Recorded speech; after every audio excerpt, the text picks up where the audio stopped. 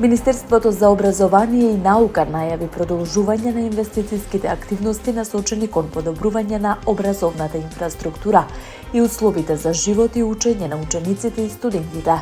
Во рамки на овие заложби годинава ќе продолжи реконструкцијата на државните студентски домови, а паралелно ќе започне и темелна обнова на училишта со ресурсни центри кои имаат клучна улога во инклузивното образование.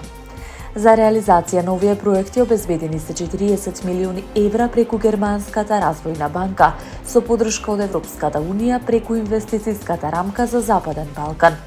Средствата се наменети за втората фаза од темелната и енергетски ефикасна обнова на преостанатите 7 државни студентски домови.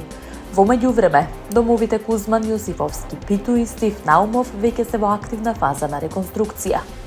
Покрај тоа ќе се реконструирати објекти на 7 државни училишта со ресурсни центри со цел подобрување на условите за учениците со посебни образовни потреби и зајакнување на инклузивноста во образовниот систем.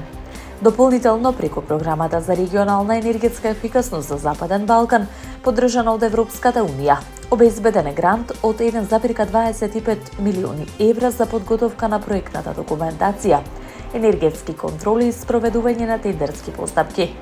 Договорите за користење на средствата ги потпишаа министерката за образование и наука Весна Јаневска, министерката за финансии Гордана Димитриевска-Кочовска и представници во присуство на Европската унија и Германската амбасада.